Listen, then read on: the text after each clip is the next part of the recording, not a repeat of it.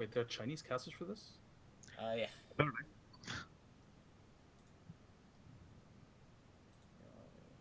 So the next lobby's up. Cool. Yep.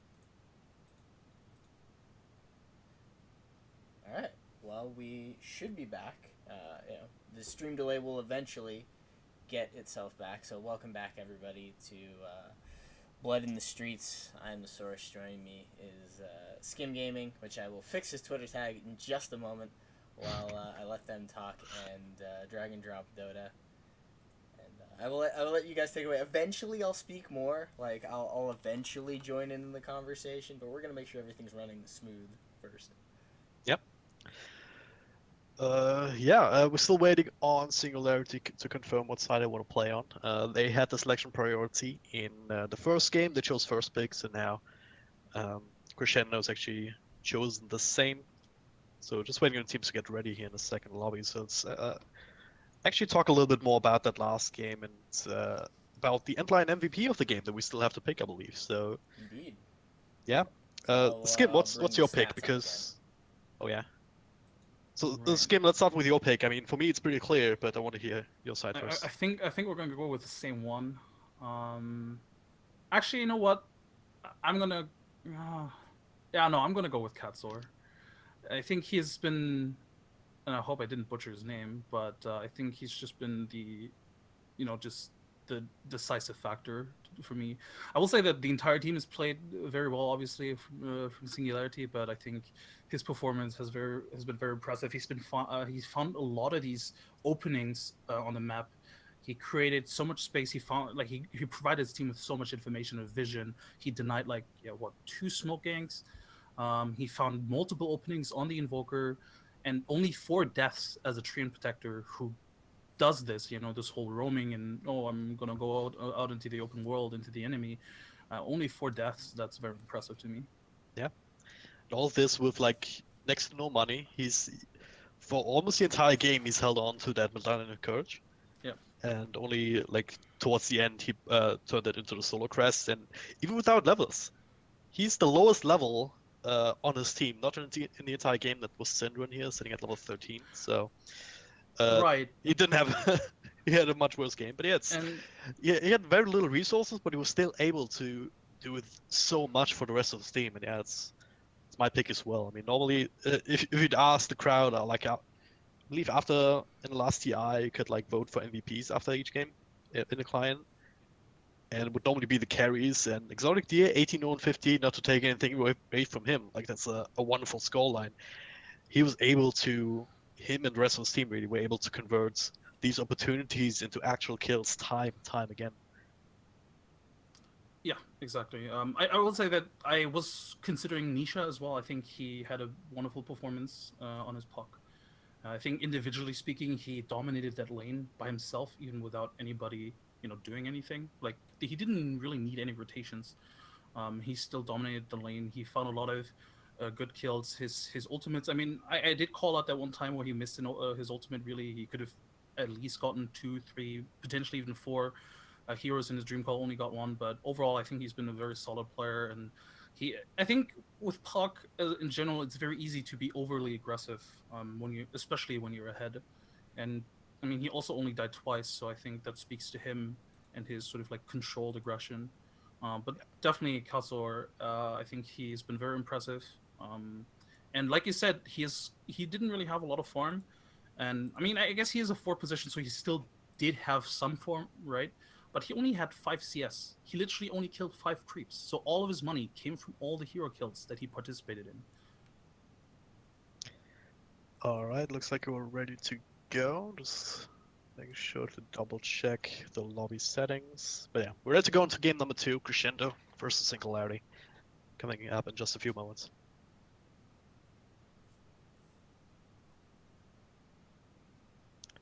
All right, Source, are you still with us? Yeah. Uh, yeah, we're ready. I had no real input into that. Yeah. Just making sure the transitions are happening properly. Of course, it's our first broadcast, so we have to figure out how to play off each other. I don't know. I was But having that whole situation trying to sort out what was going on with the audio because what I could hear, the actual output coming to me was high enough, but it wasn't translating out well. So it took a little while to sort that out, but everybody can hear you guys crystal clear now. So we'll get into game 2 between Singularity and Crescendo. Take it away, guys. Yeah, thank you, Source. And yeah, all the way back into the draft. Similar bans with the eye on the clockwork here, at least for Team Singularity. And the pack taken out as well as the Treant Protector, so a lot of hate coming out from Crescendo. They don't want to deal with these heroes again. Yep, that's a lot of hate and disrespect. I'm a bit surprised because they do have first pick. They could have technically left the Treant Protector in the pool for themselves. And instead, they go for the Dazzle, which, again, if we look at the overall meta, is not necessarily something that you'd see as first picks or a Meteor, right? It is obviously one of those heroes that Ake is very fond of, and it's sort of soft opening where it doesn't really tell you anything. It's just like, we'll just pick Dazzle. It'll work with any draft that we'll come up with. So I guess it's a safe pickup for them. But again, I think they could have gone Treant if they wanted to, and I don't think that Singularity would have banned it. Well, it is what it is. Dazzle can, of course, always be counterpicked later in the game if Singularity is looking for it with the Axe, as long as that's still in the pool.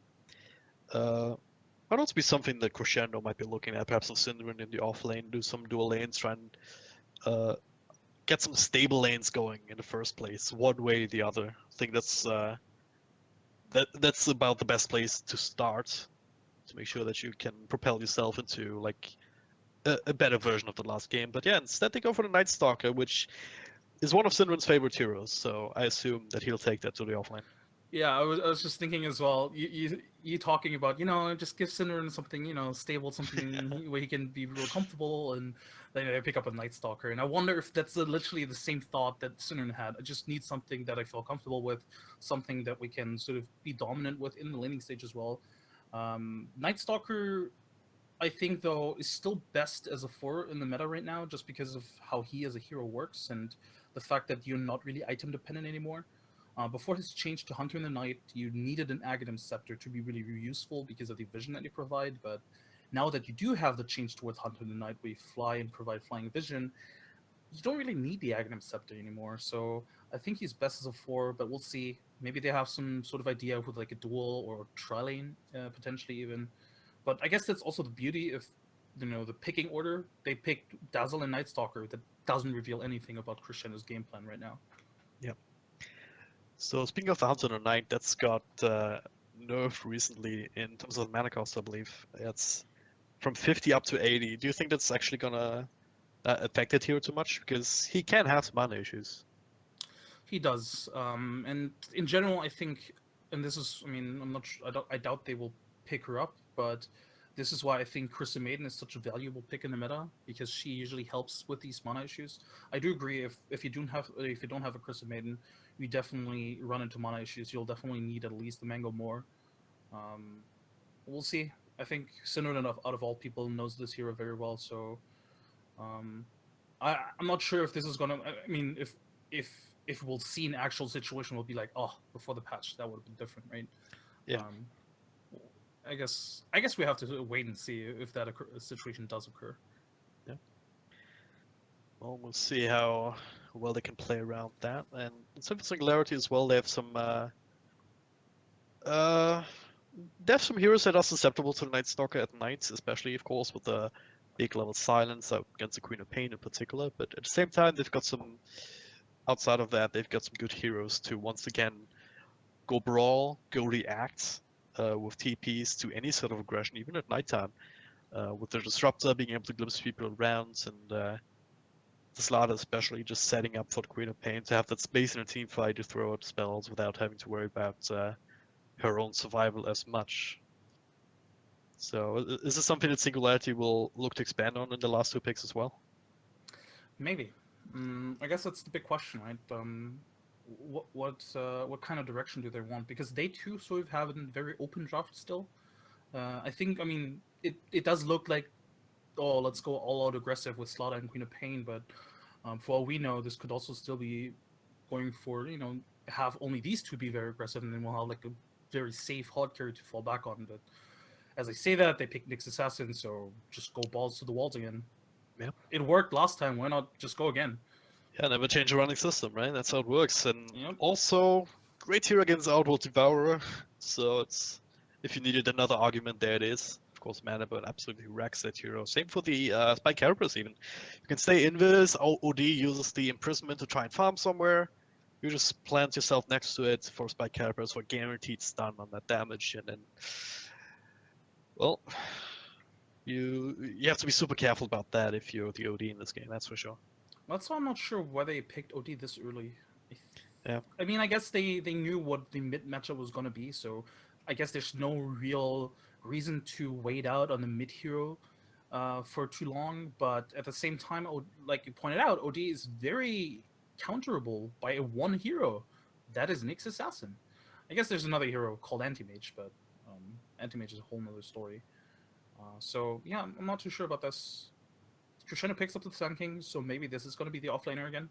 I would prefer if Sand King was the offlaner and Night Stalker was the 4 position, because I think roaming Sand King is not great. Then again, I can't see anyone but Sinrun playing the Night Stalker, honestly. But It, yeah, it's gonna you're be right. weird. You're right. It's gonna be weird, but I'm almost sure it's gonna be EGM on the Night Stalker. I think as a 4 position, he just works better than Sand King would on a 4 position. I think the playstyle is completely different as well, and I think you want the Night Stalker to be in the 4. Yeah. Sand King can be aggressive as a 4, but you need like boots, and even with boots, it's still very awkward. Your initiation isn't long. I don't know. It's You see difficult. them? Can you see them switching roles at all?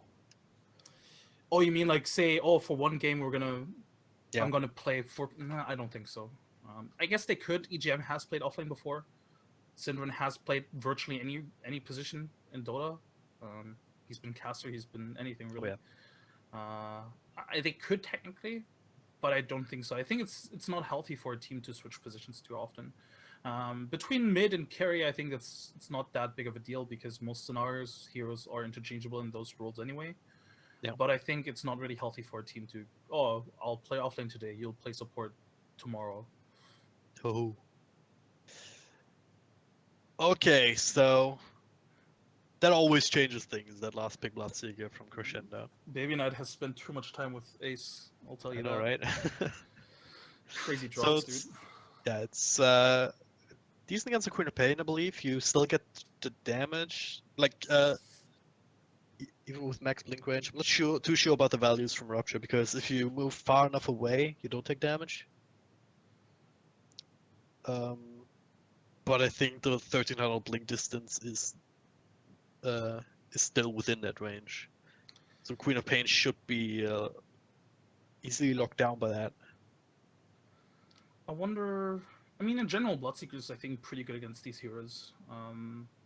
The silence is pretty good against everybody here. The damage is very strong against all of these heroes. They're very squishy. I guess Slaughter is the tankiest one here. Actually, Nyx Assassin is not that squishy either. Razor. Well, didn't we see Razor versus Bloodseeker at Epicenter? And I'm pretty sure Bloodseeker won that game. What to say? Yeah. Yeah. I mean, I still favor Singularity's draft. I guess I'm also a bit biased based on the outcome of the last game, but I think their draft is more straightforward this time around. And their laning stage, let me quickly think about this. They'll have the offlane Nyx Assassin versus Blood. Oh, that's gonna be rough. I guess it's I not guess a lot of fun for Nyx. Oh, he's actually Night Stalker. It's under Night Stalker. Huh. All right, that changes things. Maybe. All right. If it's an offlane Night Stalker, I will definitely favor Singularity. If it's a support Night Stalker, I think that Crescendo have a very good shot on the laning stage. So I think for now I think for now I favor Singularity draft wise, but I think Crescendo, if they do choose to go for the support Night Stalker, I think they have a very good shot at a solid laning stage. And then from the laning stage onwards, I mean, they have OD and Bloodseeker who are can be mid game dominators. So, you know, I mean, in this meta anyway, just have a good laning stage, you'll have a good mid game. Most of the time, yeah, absolutely. Because if you're the one with a good laning stage, the other team is kind of forced to play more defensively, try and get the farm elsewhere. A little bit delayed, but yeah, it's curious to see how this works out. Whether the second attempt from Crescendo will net them a win, because they definitely need one in the series to stay alive. It's the very first game of the Blood in the Streets Invitational, brought to you by Antlion Audio, DX Racer, as well as, of course, FirstBlood.io. And this is an upper bracket match, so even if Crescendo lose the series, they're not out of the tournament entirely. They'll just drop down to the lower bracket, where, of course, every game is an elimination series, so you hope to avoid that. See, as this long as you can. tournament does things that not even major tournaments do. Double them. I know, right? It is going to be an offlane Oh, Night man. Stalker, by the way. I'm not too happy about that, to be honest. Yeah. EGM did go for boots first, so he's gonna, be a more active for position support, which he has to be as a Sand King. You can't really just go jungle anymore. But I just don't like it. If you compare him to other 4 position supports, which by the way we have 2 of in this game, Slaughter is faster, has a more reliable stun than Sand King does, because the range is, I guess, bigger if you consider Guardian Sprint, and then also the fact that Slithering Crush is, I think, safer to hit than a Burst Strike. He deals more damage, and I don't know. I think he's an item reliant as Sand King is. Yeah. And then Night Stalker is also one of these heroes that he can just run at people and bully them. And if you want to trade against Night Stalker, it's an unfavorable trade, because Night Stalker has incredibly high armor, 5 armor. Look at this, 5 armor. He has high base HP as well. You cannot trade with him at all. Whereas the Sand King, let's look at Sand King. He has 3 armor. No, 2 armor. 1 is from the tower. Sorry, 2 armor, and I guess also 600 base HP, but or 640. But yeah, I don't know. I just don't like it. I think Night Stalker 4 position would be much stronger. Yep. I would agree. I mean, especially with this laning setup, you're going to be up against a Razor in a safe lane as a melee hero. I mean, sometimes you can trade even just if it ends up being a 1v1 matchup, you can just trade with the safe laner, but not in this not in this game, that's for sure. Exotic Deer is just going to zap your damage, and then you just have to run away as a Night Stalker. So you're not even going to get necessarily these extra last hits that you would get in the 3 as opposed to the 4 position. And even then, if you had that extra money, what do you actually put it into? Exactly, and I think like that's Burn of Shadows, great. Like, I think that's my biggest gripe as well. The itemization of the Night Stalker has always been very weird after the Aghanim Scepter. You can go into aura builds, Excalibur. they're rocking right on top of him. And Katsuo just needs to get a little bit closer, but they have pretty much the same movement speed. So the crush will still actually connect the Exotic Deer. Kinetic Field not quite in time. That would have been a kill for sure. Exotic Deer plus 56 damage. Yeah. I wonder if they noticed that he dropped the ward. Actually, no, they didn't have vision on them when he did drop the ward. All right. They could guess, I guess. Maybe if they see them not having a ward anymore, and then it's like, but it's a very unconventional ward spot. But Katsuo finds another crush, it's putting him down to close to half health right from the get-go. Yep, but I don't think this is what we'll do though. Spend more mana again. Yeah, I don't think this is what we'll do. Is keep an eye on the Curry. If it didn't go for these jukey routes here, so Crescendo very well aware of the possibility of Courier Snipe, especially after last game, which wasn't so much a Courier Snipe as it was just a casualty in the middle end. And all these like these 4 position supports, like the Night Stalker, like the Slaughter, they have better base attack time. They could trade much better than the Sand King. It's actually Sand King is in a bit of a trouble here if he runs into Katsor. Oh, no, all right. There's just some interesting lanes here. We're not gonna have the resident safe lane after all. Instead, gonna go for a bit of an aggro lane down bottom. With Katsuo, of course, just trying to deal with EGM and Arke as much as he can. So in the top lane, Katsuo, is he gonna survive here? There's gonna be another stun in a couple of seconds, but Kinetic Field not quite catching EGM. Oh, another burst strike, I guess. That's not gonna be in range. So what does this mean for his top lane actually in this Night Stalker? Because a lot of what we've been saying is predicated on him having a super bad lane. Well, I guess so. Yes, this is a much better lane for him, but as I say that, his CS is still not that great. But at the same time, I'm still not sure if this is like worth it. The point I was gonna make is earlier before Excalibur got initiated on is that what does he do with items? Like what does he do with items and money? He's not. Ooh, Maybe Kazor. Knight on bottom. Well, he's got a Still lot not of damage good. stolen, but still plenty to get the kill as the crush hits him, and don't think he wants to dive the tower. Now Glimpse back actually. Sorry, What? a couple of right clicks. The creep blocks out there. This might be the first blood right now, and it is. Firstblood.io. Kappa feels so bad to say it, but Elder Sash, he picks it up for himself with that last auto attack.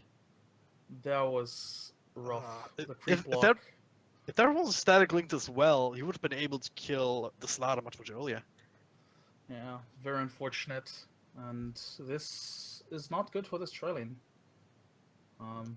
I mean, for Crescendo's trailing, obviously. For Singularity, it's great. And this is pretty much what they wanted from the get-go and probably want from here on out. And I wonder if Crescendo should, maybe... I'm not forfeit it just yet, but consider it.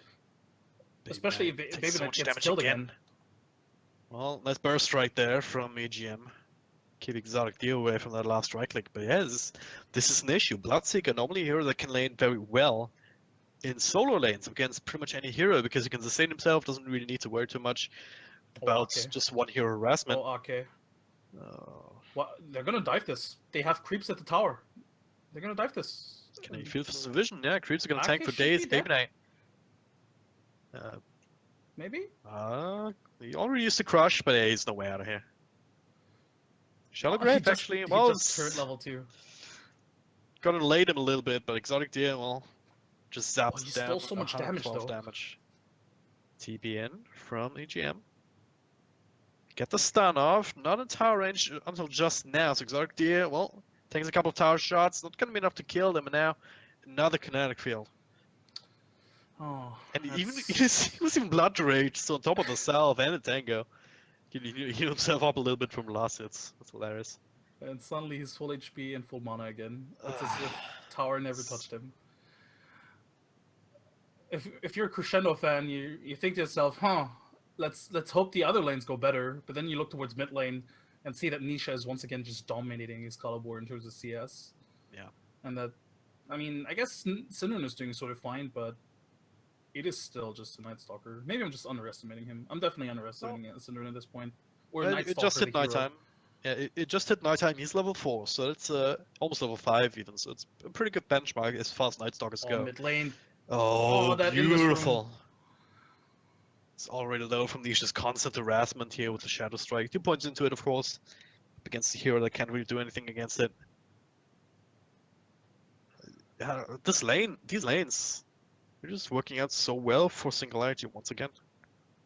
It's like middle lane, Nisha, it's a 1v1, he's kind of dominating. In the bottom lane, Razor, one of the better lanes up against the Bloodseeker. As I've been trying to say, like especially in a tri-lane scenario where Bloodseeker doesn't really shine at all. And with this pressure, these supports are also kind of forced to stick around on here. EGM, he was unable to like even try and help out middle lane or try and set up a kill up top. It's a bit ironic, but back in 2013, Alliance were the king of tri-lanes, aggressive tri-lanes, and EGM and Ake are getting pressured like this in a tri-lane scenario, and Singularity, they just look at the Slaughter. He just wants more, and they might find somebody here. Kinetic Baby field was stuck. Maybe not on the side, but yeah, throws out that. Synderen comes in. A lot of damage being done actually, yeah, with that rotation. They'll get the kill on the board. All right, good move, but I guess this is where you now can see the the sort of like the nerf hit. I mean, look at his mana. He doesn't have mana for anything really. I guess for one crippling fear, but that's pretty much it. It's not really gonna get you any points. Potentially against the Queen of Pain, but at nighttime it's still a 5-second duration. They might also want to slow on top of that. This year. But I guess it's pretty obvious that he's gonna try and do something here. I mean, top lane is completely empty, or has been completely empty for a while now.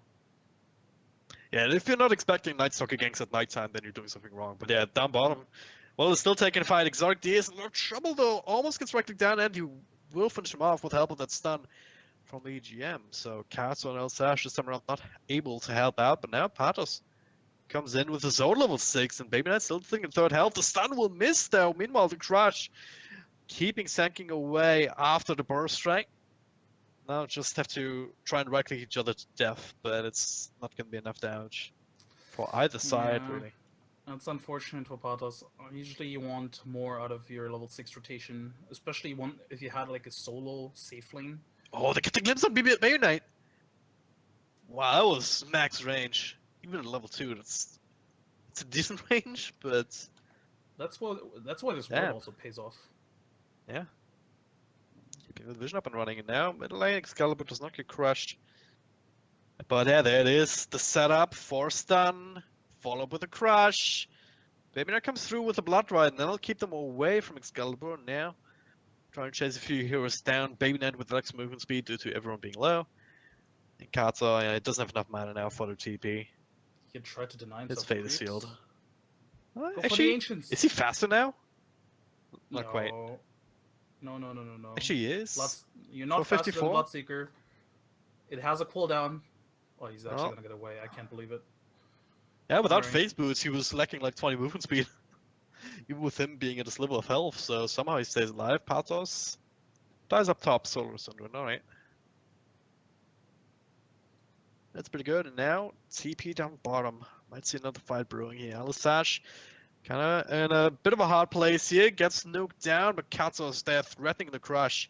And the old Captain the Kinetic Field, Exotic Deer starting to soak some damage. Nisha's also dating around. Alistash is just trying to stay alive, but Syndrome will make it a 1-for-1 trade at the very least. Oh, the crush will barely miss. But they trade a carry for support. Yeah. Good rotation for the Queen of Pain coming in here. Don't think they really expected that because she was just middle lane and she TP'd immediately to the bottom lane. Same with Syndrome actually. He just got to kill top and immediately TP'd bottom. Find Holy shit, EGM in the EGM! side. Should be able to get out though, yeah. Especially with the Blood Ride once again. Yeah, Alright, this so is- yeah, this game we see as much action as last game really. yeah, But at yeah, this at time the same would you say that time- Crescendo's getting more or for enough sure. out of this lane? I mean, if you just look at the score, it's 4-5. They're sort of even though the net worth doesn't reflect it. I guess it is a bit of an advantage for Singularity after all. But overall, I do think that they're in a much better position than they were last time around. More so because this Sinner Night Stalker is doing well in terms of net worth. He's keeping up with the other top net worth heroes on the opposing team, and he has had a bit of an impact in the first nighttime. And I think we'll see him have more impact once the next nighttime hits or his ultimate connects bottom lane. TPing bottom, Slala gets silenced up, Exotic Deal stole a bit of damage, but also 4 heroes are now around Very much him by trying to himself. TP out and okay. He just TPs out. Burst Strike used, Void used, nothing left to cancel it, I Mid guess. lane Excalibur. Oh no. Well, that's sort of unfortunate Eclipse because Magnitude. they just saw literally 4 people trying to kill their carry. Oh, I guess this OD is a free kill, huh? Well, it's gonna be a bit annoying. OD not one of these heroes that really likes to play from behind, and right now that's exactly where it is. Where he is. Solo Okay, I missed kill. that one. Solo kill. Yeah, OD, usually you'd even go for... I'm not sure if this is what the Excalibur would usually build, but I think Midas is not an unusual item build on an OD. Not even if you're behind, but in general. But honestly, I'm not sure he could afford one anytime soon. Yeah. He doesn't plan on getting one, but I do think he should still go for it. He needs to... I guess he's gonna go for the Force Staff because it synergizes better with his own heroes, and it's good as a sort of escape mechanism against the Slaughter, against the Nyx Assassin. Yeah. But still, or against the Razor, of course, with the Static Link. But I do think that something like the Midas would definitely help him here because, like you said, he's not had a good time, and you do want to be ahead. The attack speed from the Midas is also not to be underestimated. Especially for a hero like OD, but yeah. For now, Nightstock ult got dropped out, and Patos, he finds EGM trying to go for the wraparound, so now Stun holding on to it, and Lim can throw it out, just keeps it in No, reserve. He did throw it out. He missed it though. Did he? Oh, Yeah. didn't see the animation then. That was He weird. threw it into the tree line. Okay. He canceled it the first time and then he threw it the second time and then he missed. They might take this as a go. They still have the ultimate. Oh no, never mind. It's normal nighttime now. Pato's sitting in the side, gets just run down. He should die to this with all these silences coming through. So that wraparound, that rotation from most of the Crescendo series still working out. Should also net them the tier 1 tower, but Singularity still have a couple of heroes in this general area, but I think they need more if they really want to take a fight. But instead, Exotic just says, nope, keeping the safety, you're going to push this bottom lane out a little bit. Good awareness from Ake, immediately dropping a sentry, realizing that, hey, they've been way too aware of our movements here. And they found a very freshly planted Observer Wards as well.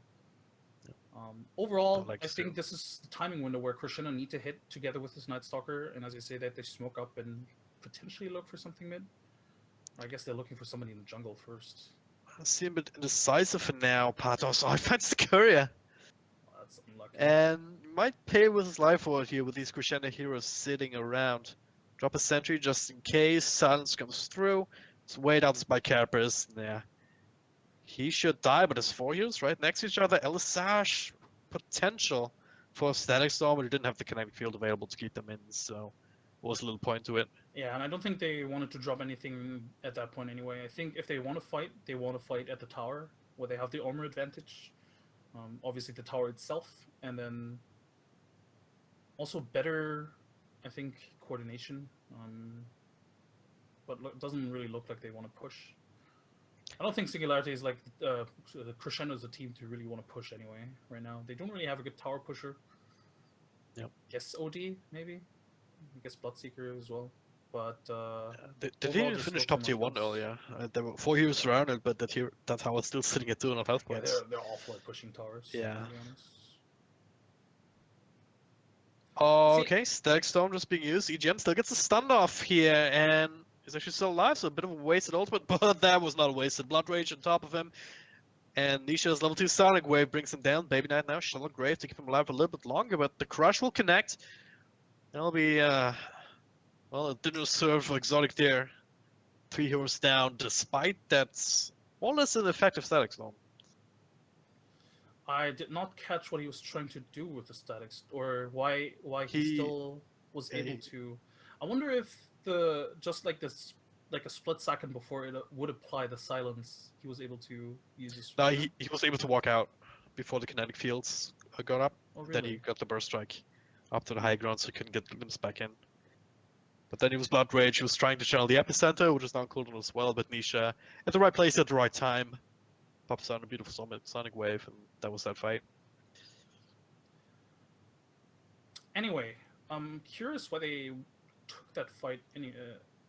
Like why they even decided to fight there, Crescendo that is.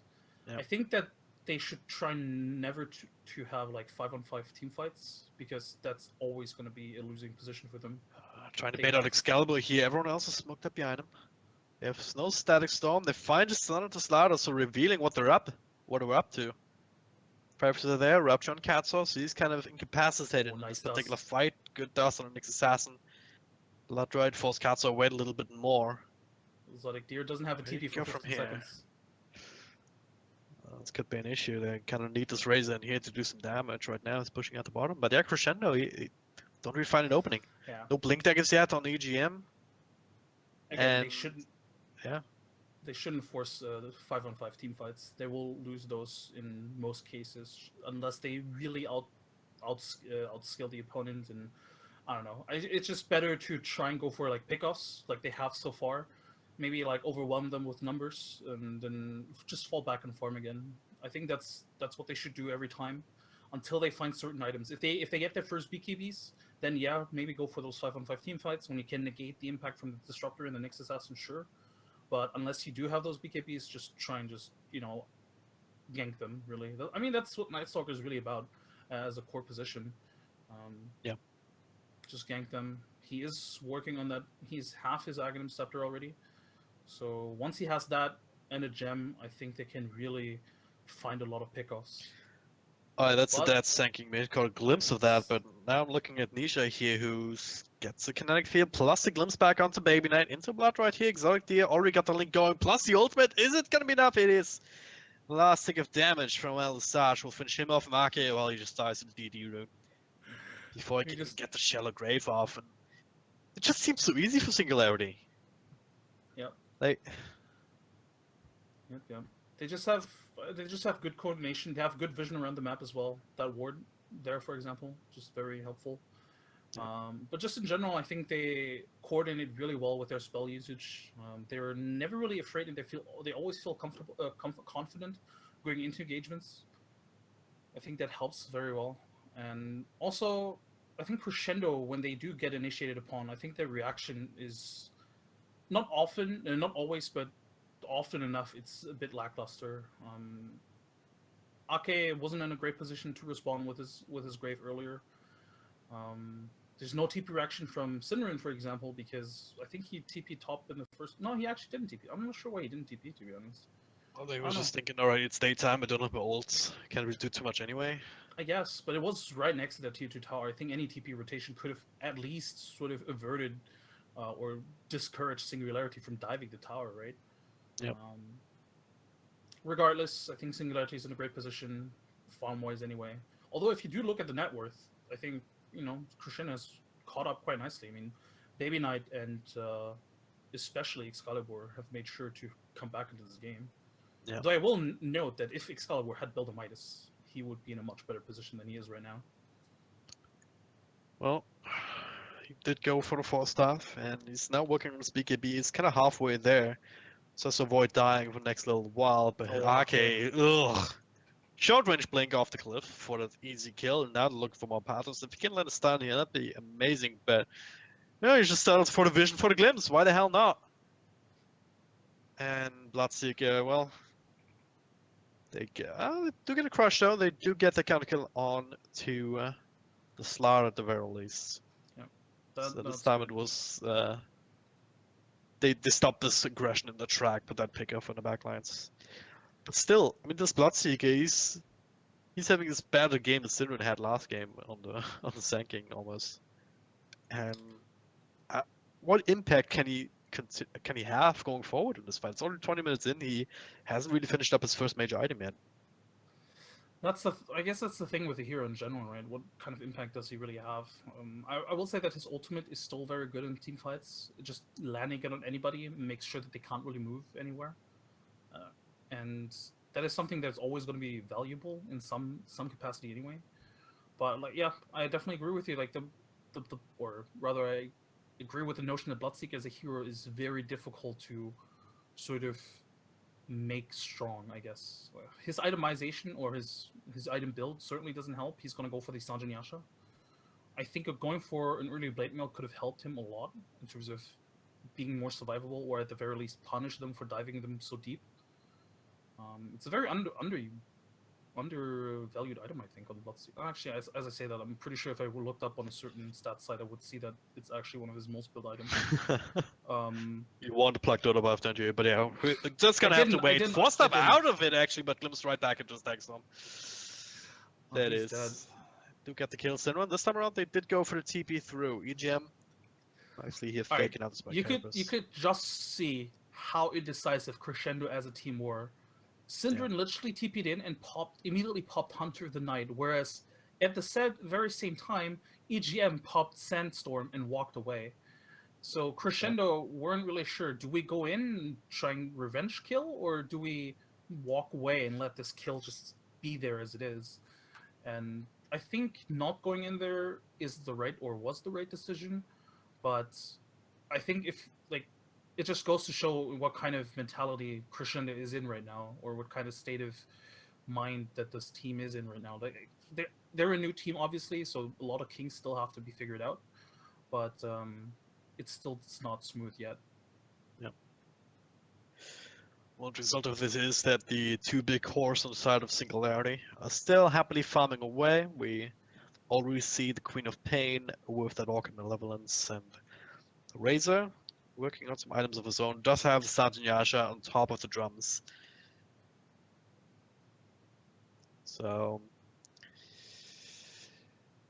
Here's that completed. Now Crescendo, smoked up. It is proper nighttime with the ultimate as well from Night Stalker, so vision severely limited for Side Singularity. At the same time, if you pop that ultimate, you're kind of telegraphing, if not just throwing up a giant billboard that says, "Hey, we want to gank you right now." So Singularity probably not get caught out by this. I mean, in general, I think Singularity has been moving very well around the map, and I think they realized the timings that Crescendo is trying to do something, and where they should, when they should be doing something. And if you look at the wards that Crescendo has on the map, when have they ever really caught glimpse of Singularity? I mean, Ake found 3 of them when he planted one ward, but I think that's pretty much it. Other than that, Crescendo hasn't really spent much time in their own jungle. They've always been trying to make sure that they're in the enemy jungle. And look at that. They can smoke inside the deep parts of the enemy jungle without being scouted out by anything. And actually, never mind, the courier got scouted out now. So they're going to smoke into their own jungle. That's happening now. Or into Roche, potentially? Nah. I think they want to go just for want some kills here. Yeah. It's kind of bold into nighttime, but, well, they the will Night run Stalker into scouts out. Synderen, who's flying over, pops a smoke, Emil takes and that very that'll well be the played. end of it. And has his Agams now as well. That's very good movement from Synderen. Otherwise, his team could have been in for big trouble. Yep. And this buys them a lot of time as well. They just wasted a big smoke. Or as I say that, they just decide to go for Roche, which is also a smart decision. I'm not sure if Crescendo can really contest that right now. Yeah, No. it has to be. It's very hard knowing that the Static Storm is there, ready to screw up your day. I'm not even sure they're aware of it. Yeah. I think they might here with Patos like going around, yeah, under the ward. The sentry is not in. The sentry doesn't scout out the ward, so he doesn't know that they saw him. And now they know Roshan is happening. He sees them coming though. There's another smoke will be broken instantly. Patos. Yeah, just delaying with the stuns. The Roshan, the Aegis will be in the hand of Nisha. No, Do they immediately smoke up? up? Do they have one? I wonder. No, they don't. I don't think so. No. That would have been a good move. Immediately smoke up after they shrine up, and then try and go for a kill. Therefore, not really coming something you down, expect from them. Synderen will TP out. EGM sitting on the sides. Alright, Crescendo, they've been able to stop the bleeding. I think that's the big takeaway from this, these last couple of minutes. Right, they haven't given up as much as they have in the early game. So the question is OD getting enough farm? He's about to finish the BKB. Is that going to be enough to change the game or change the way that they can take deep fights? It could be. It could be. It obviously depends on how his supports will be able to create the space for him to hit away in those fights. But it could be. The BKB alone could definitely be a big game changer. And this is something that Crescendo have to bank on. But also EGM. I think EGM needs to hit some really sick burst strike Epicenter. They need all the damage that they can get, really. It's not like Blood Baby Knight is going to deal the damage. Yeah. Especially against the Razor. I think it's very difficult to be Bloodseeker against the Razor. So in that regard, I'm not sure if Crescendo want to take the fight head on. I mean, as I mentioned before, They or might earlier, have to. Yeah, they might have to, but ideally you don't want to take 5-on-5 team fights. But now as Singularity is knocking on the door, they might have to. Interesting. And nobody from Crescendo's answering. It's just like, all right, just hit away, I guess. Well, Blood Ride trying to drag the creeps away, but Castle now finds Blink Crush on 2, follow up different paddles, just try and keep them away, set up for Static Storm. But Shrine is there still, just creating some space for the 2 cores to hit the tower. Now or never, I guess. Yeah, Nighttime comes out, the Rupture, beautiful on Tanisha, follow-up stun from EGM, Blood Ride is there in the middle of that as well. And Synderen finishes up the first one. Beautiful stun there from Patos in the back door on absolutely everybody, but now the BKB comes out, Excalibur still taking so much damage from direct extend the ultimate. Another burst strike, but it's just not enough. Excalibur kept alive by the Shallow Grave just barely, but it'll still be right click down. Baby Knight trying to do what he can, gets himself a double kill, but Course is still alive. They still want to get revenge. Nisha, well, he'll have to tank the Epicenter though. EGM triggering that BKB, keeping Baby Knight alive. as well as the Rax. So, yeah, the battle of steel of the team fighters Crescendo could be hoping for, isn't it? I mean, they keep Baby Knight alive at the very least, Yeah, it but was they still lose the wasn't tower, and wasn't too bad. I don't know. And if you look at the experience change, it definitely. I mean, it obviously was in favor of Crescendo. They did get the Aegis. They got 2 kills, one on the offlane. I'm sure they lost not Baby Knight, Excalibur for it, but I think that was still a very valuable fight, and the experience change and gold change definitely shows that as well. Yep, I'll have to find some more of those. It was a bit awkward in the But fight. Excalibur walks in with his BKB and is like, "Yo, I got a BKB. What are you gonna do now?" And Queen of Berlin drops the ultimate and almost kills him. yeah, It was still the Grave definitely saved him, was allowed him to deal much more damage. Dropped the ultimate as well, although the ultimate was pretty weak because it didn't steal a lot of intelligence. that's definitely a step in the right direction. And now they, especially with the Sonic Wave and cooldown for a little bit longer, it's just trying to move up, keep the lanes pushed out, try and establish some semblance of map control. I will say though that, and usually when a team fails the high ground push like this, and lose a trait like this, sometimes they lose confidence and try to be extra safe before they go for the next sort of like push or anything, right? You don't want to give up the advantage that you have built up by just being reckless, and sometimes they'll just be extra careful, wait for an extra item here or there. But at the same time, I don't think that Singularity is going to do this, because I think if they reevaluate the fight properly, they'll realize that if they hadn't blown the Disruptor ultimate beforehand, they would have easily won that fight. Yeah. Because in an ideal scenario, they had at least 1 or 2 people in that ultimate in the kinetic field. They can hit on them, or they can hit them as well, and then they win the fight. So I think that if you're Singularity right now, you just think to yourself, well, let's just go again. Honestly, like, what did they really gain from this fight? Crescendo, that is. Like, is there any notable item that they just picked up because of this fight? And if you look at their items right now, I I guess the think the BKB gem finished. maybe? Yeah, Or the did gem, you I have that guess. before? I think he had that before. Oh, Baby Knight did finish the BKB. yep. I guess that's it. I think that's the biggest one. Yeah. Yeah. So I think if you're Singularity, you should just go again. But as I say that, you can see they're playing a bit more passive around the map right now. Part of it is because they don't see Crescendo around the map too much, but also I think because they want to probably wait for another item. Looks like it's going to be a Lincoln Sphere on Exotic Deer. Well, it's still gonna be a while until he can pick that up. He just got the BKB himself, so it's up at 10 seconds charge. So yeah, I wonder if they. Yeah, I wonder if they're going to wait for the Lincolns or Yeah. not. They could, again, if they want to be super safe, just wait for it. Once if If they it do let have double Lincolns- Lincolns, double BKB on their 2 cores, what Yeah. are Crescendo really gonna do? By the time they get these items, Roy should be back up again as well. So No, you're they're gonna get smoked out. ages and They're gonna cheese, but go. now they're smoked out. Pathos leading the charge here with the Invis. His Blink, his heals, but all courtesy of the Midas Oh, this is such Arcade, good good awareness from TP. Crescendo. Yeah, they're getting out, but it's still getting caught here. And that is Baby Knight. Down the drain. Baby Rage. No Would be buyback. an 50 seconds, no buyback. appropriate chat command right now, but might be another opening there for Singularity.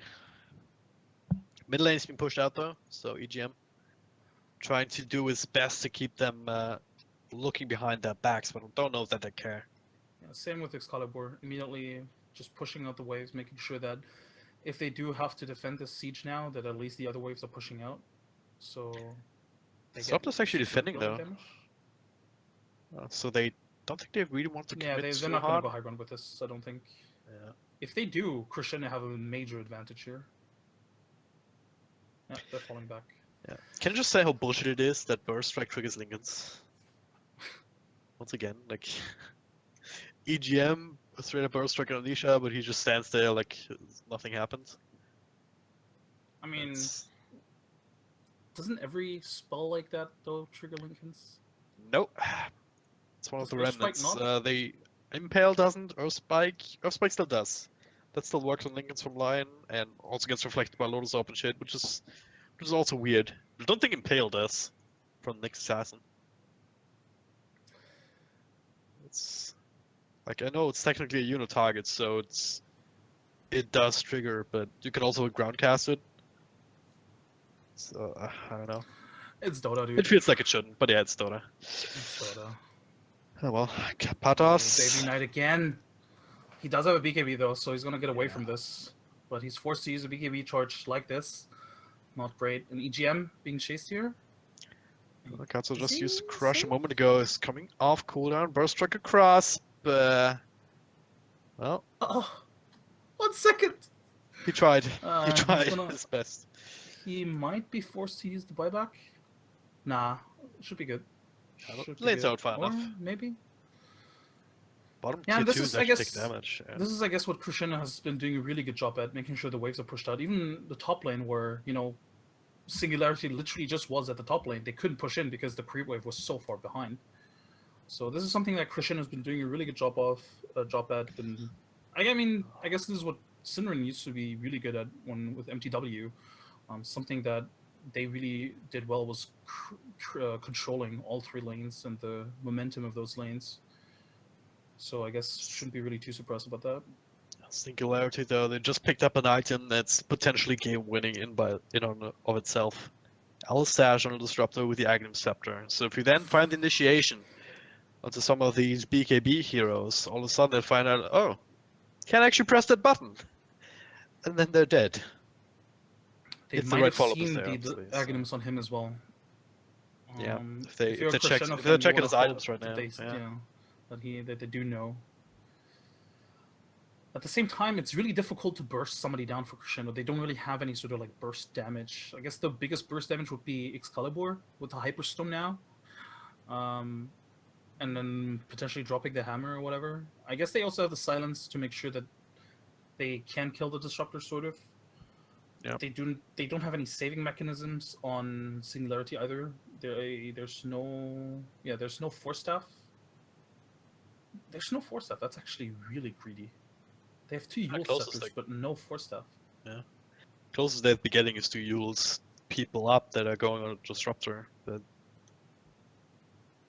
not really that reliable, especially if the BKBs are then not really triggered to try and go for the kill. But yeah, I really like what Singularity is doing right now. They pushed in the mid lane, and instead of pushing mid lane, they're going to go back to the top lane, push that one in as well. Make sure that the lanes are pushing in when you do push high ground.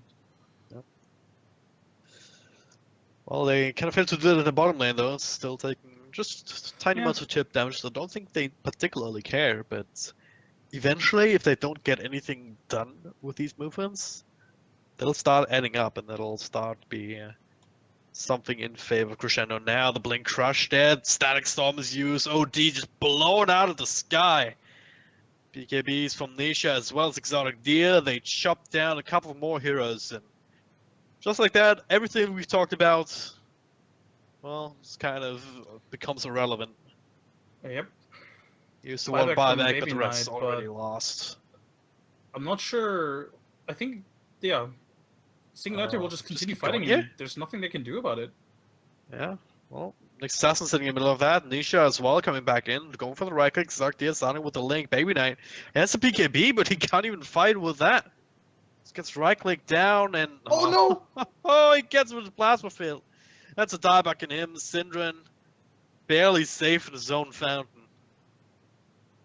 And this is just Singularity throwing the net worth advantage at Crescendo and saying, hey, try and deal with this. And it turns out they can't. 2 sets of Rex down at the very least. I'm trying to figure out what stunned him at the end there.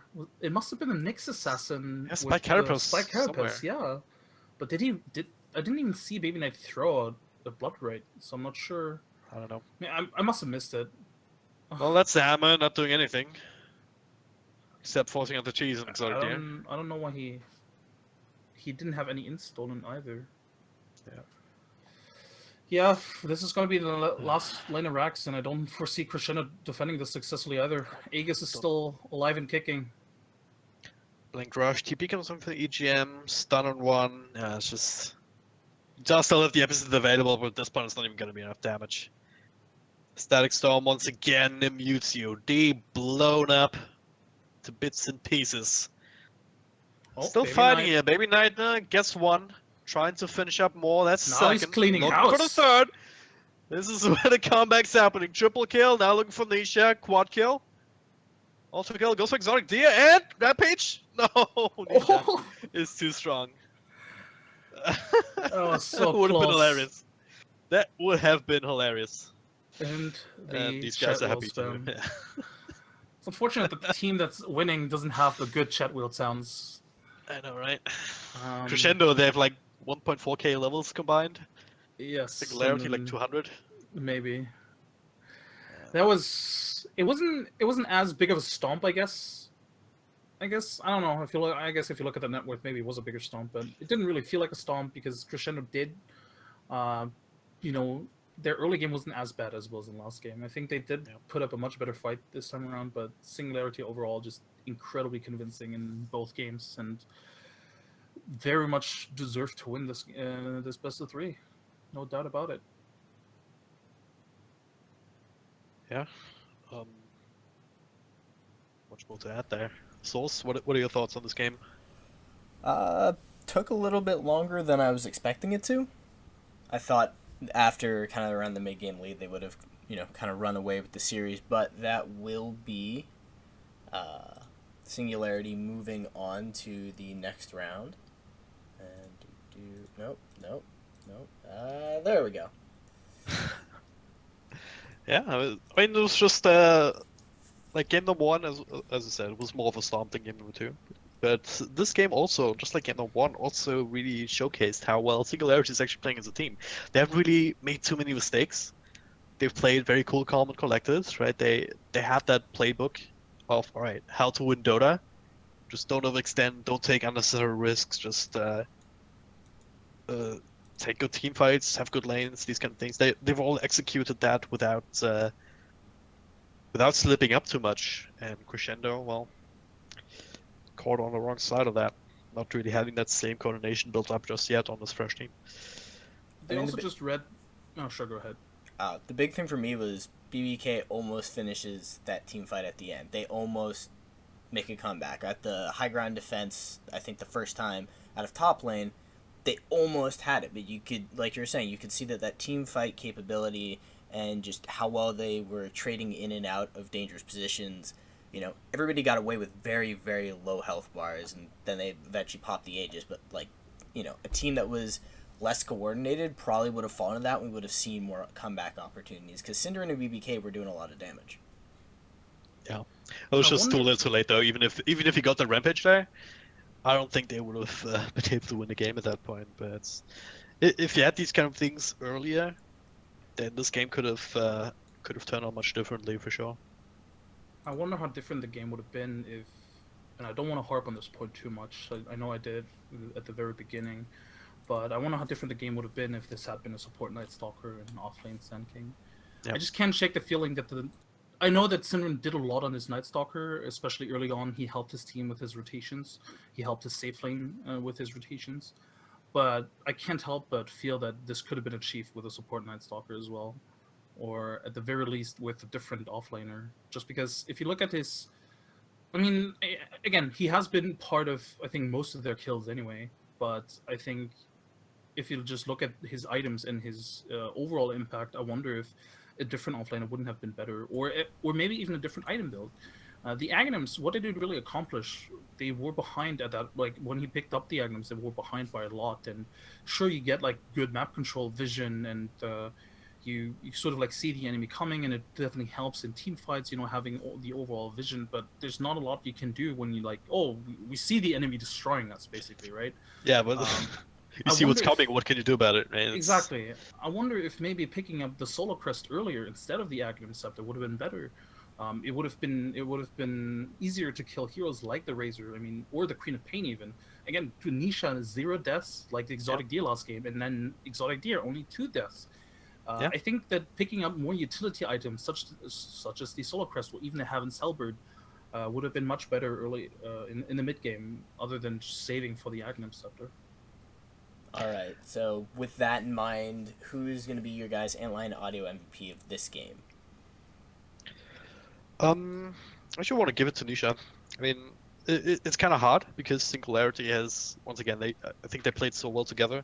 This game, no one stood out as much as last game Katsu did. I want to say.